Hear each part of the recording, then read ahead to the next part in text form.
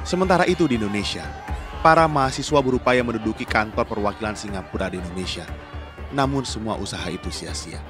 Usman dan Harun tetap dieksekusi gantung di penjara Changi pada 17 Oktober 1968. Worldwide Production present.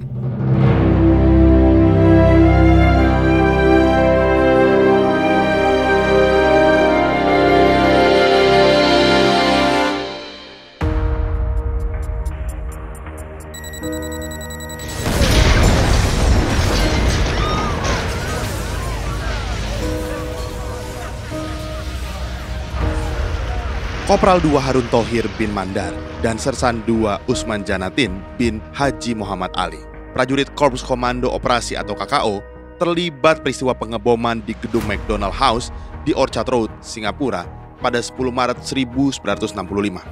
Peristiwa ini membuat mereka divonis hukuman mati. Usman dan Harun dihukum gantung pemerintah Singapura pada 17 Oktober 1968. Kejadian itu membuat hubungan Indonesia dan Singapura memburuk. Kejadian pengeboman itu menewaskan 3 nyawa dan puluhan lainnya luka-luka. Pada saat itu, The Hong Kong and Shanghai Bank yang terdapat di gedung tersebut sebenarnya sudah tutup 7 menit sebelumnya. Akan tetapi, 150 karyawan masih bekerja melakukan pencatatan transaksi saat itu. 2 orang tewas di tempat, sementara 1 korban lagi tewas setelah koma beberapa hari. Singapura menganggap aksi yang dilakukan Usman dan Harun sebagai tindak terorisme. Namun Indonesia memandang mereka sebagai pahlawan. Pengeboman itu dilakukan Usman dan Harun atas nama tugas negara. Saat itu, pemerintah Indonesia di bawah pimpinan Soekarno menentang penggabungan Federasi Tanah Melayu, Singapura, Brunei, Sarawak, dan Sabah ke dalam satu Malaysia. Kemudian pada 20 Oktober 1965, Usman Harun divonis bersalah dan dihukum mati. Soeharto berusaha menyelamatkan Usman dan Harun melalui hubungan diplomatik. Ia kemudian menunjuk Kepala Perwakilan RI di Singapura, Letnan Kolonel Angkatan Darat Abdul Rahman Ramli, untuk meminta Singapura agar Usman dan Harun tidak dihukum mati.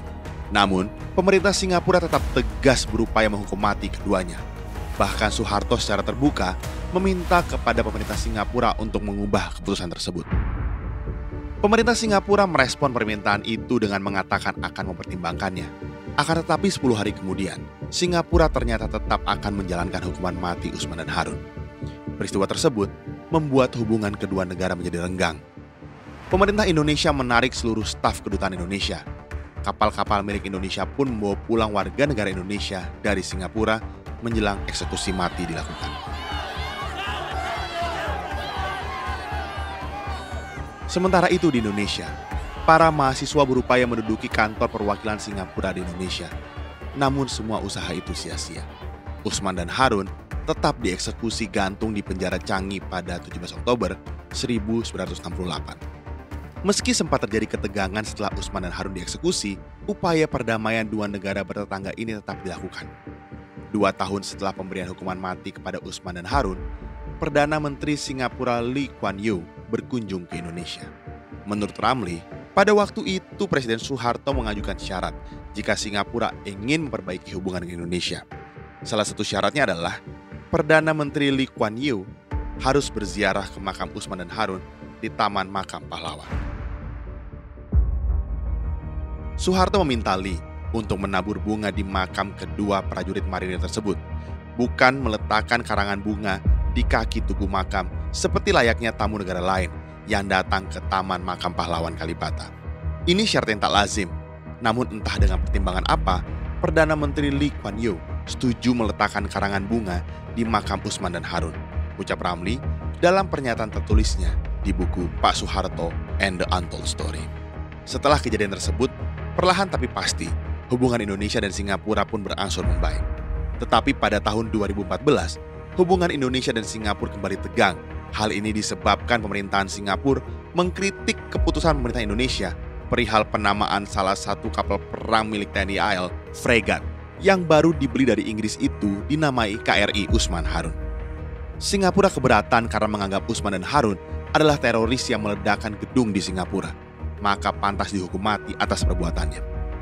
Menteri Luar Negeri Singapura, Kah Shanmugam, berpendapat bahwa penamaan ini akan melukai perasaan rakyat Singapura terutama keluarga korban dalam peristiwa pengeboman. Tetapi Luhut Binsar Panjaitan, mantan Duta Besar Indonesia untuk Singapura saat itu, menilai penamaan KRI Usman Harun adalah hak Indonesia.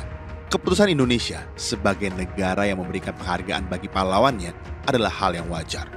Mereka mengebom karena tugas negara. Perlu digarisbawahi, saat itu konteksnya kita sedang perang. Ucap Luhut pada Tempo, Sabtu 8 Februari 2014. Luhut berpendapat bahwa penamaan KRI Usman Harun tak akan merusak hubungan Indonesia dan Singapura.